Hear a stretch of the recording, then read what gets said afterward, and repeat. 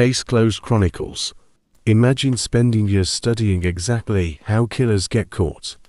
Reading the case files, writing the papers, understanding the forensic mistakes, the digital footprints, the DNA errors that put people behind bars forever. Now imagine making every single one of those mistakes yourself. That is the story of Bryan Kohberger, and it is one of the most disturbing true crime cases of the last decade, not just because of what happened on November 13, 2022, but because of who did it, because of what he knew, and because of how completely, catastrophically he failed to use any of it. Four young people went to sleep in their off-campus home in Moscow, Idaho that night and never woke up. Kaylee Goncalves, Madison Mogen, Xana Kernodle, Ethan Chapin. Students, friends, kids with everything ahead of them. Their killer drove away in the dark. He thought he was smarter than the system. He had studied the system. He was wrong. Before we get to him, we need to talk about them. Kaylee Goncalves was 21 years old, a marketing major with a big personality, a close-knit group of friends, and a dog named Murphy she was completely obsessed with. Her best friend was Madison Mogen, 20, who lived right across the hall. The two had been inseparable since freshman year, the kind of friendship that makes you feel like you've known someone your whole life. Xana Kernodle was 20 years old, a junior studying marketing, known for her warmth and her laugh. Her boyfriend, Ethan Chapin, was also 20, a freshman, a triple major, a member of the university rowing team. He had only started dating Xana a few months before that night. They were not statistics. They were not plot points in someone else's story. They were four real people who had gone out that Saturday night to a party, come home, and gone to sleep expecting to wake up the next morning. They deserved to. Bryan Kohberger was 28 years old. In November 2022, he was a PhD student in the Department of Criminal Justice and Criminology at Washington State University, just 10 miles from the University of Idaho campus where his victims slept. Let that sink in for a moment. He was not some drifter, not some unknown face from outside the community. He was a criminologist in training, a man who had spent his academic career analyzing violent crime, studying offender behavior, and writing research on the very investigative methods that law enforcement uses to catch killers. He had presented academic papers on the psychology of criminals. He had studied what makes people snap. He had written about the mistakes that lead to arrests. He knew how DNA evidence worked. He knew what digital footprints looked like. He knew what investigators focus on when they work a murder scene. And then he walked into that house on King Road in the early morning hours of November 13th with a crowbar knife and left behind what forensic investigators would later describe as catastrophic evidence. The kind of evidence that should never exist if you know what you are doing. And he absolutely knew what he was doing. The house at 1122 King Road was a typical college rental. 3 floors, 6 bedrooms, a group of friends living together the way college students do. That night, Kaylee and Madison were on the top floor.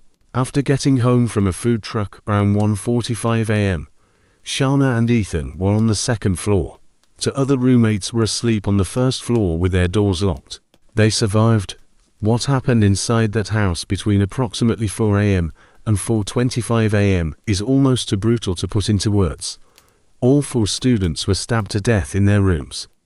A surviving roommate heard crying and a thud.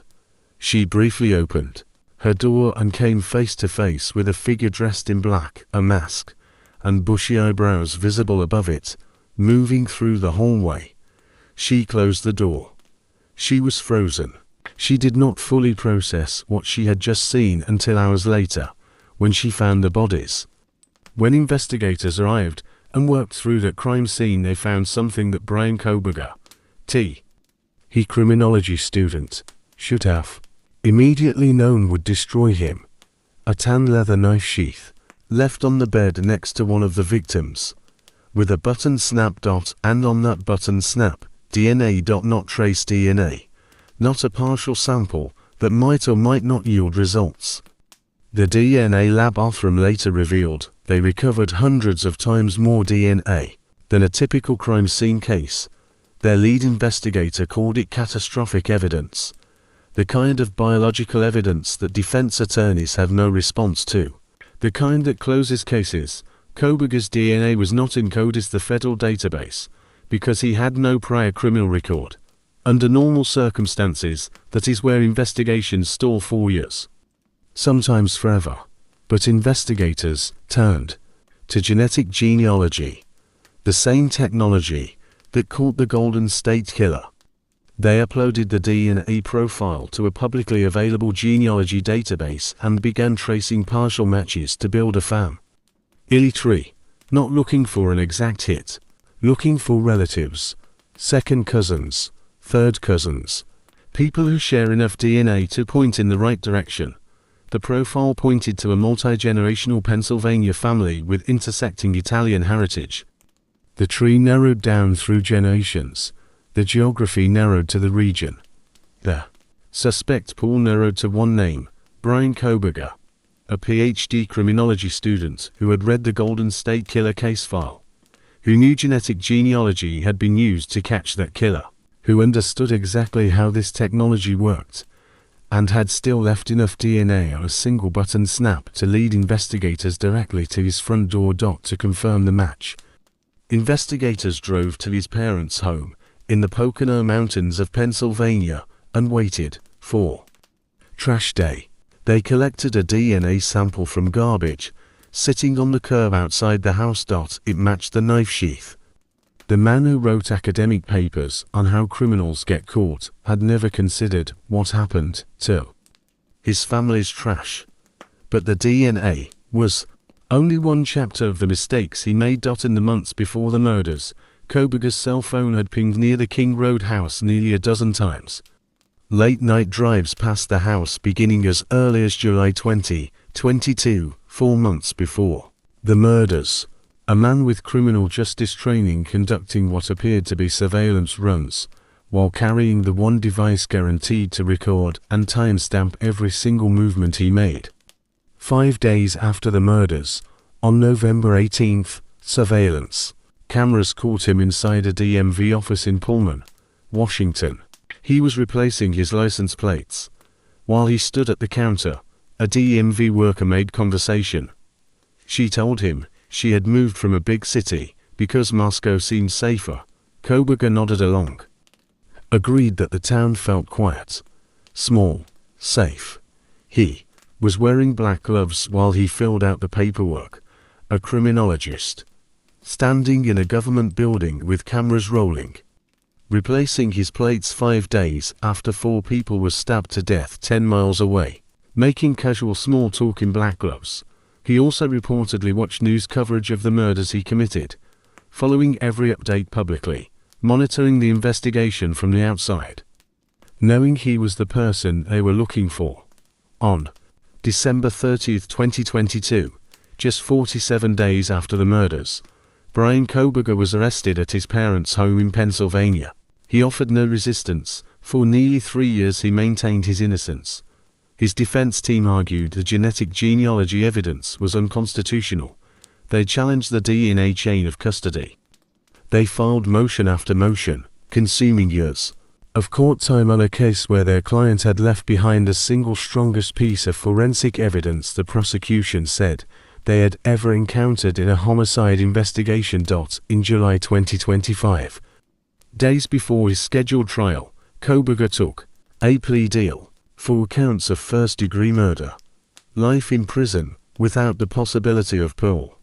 He accepted it to avoid the death penalty. At sentencing, the families of Kaylee, Madison, Xana, and Ethan stood in that courtroom and faced him. They spoke directly to him. They described everything he stole from them. They did not soften a single word. When the judge gave Kohberger his turn to speak, the criminologist, the researcher, the man who had spent his academic career inside the study of violent crime and human behavior, He looked out at that room and said 3 words. I respectfully decline. No explanation. No motive. No remorse. Nothing. 4 families sat in that room and received 3 words. Here is what we are left with.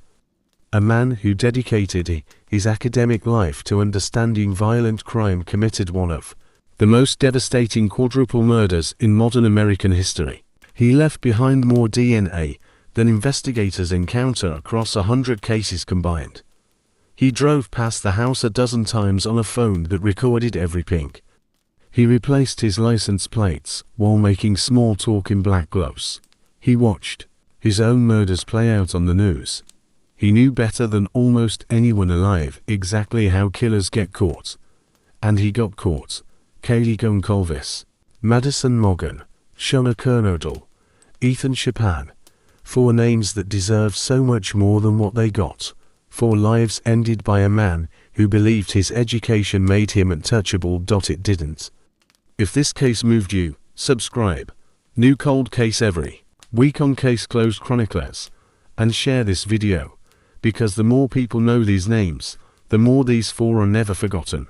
Full video on my channel.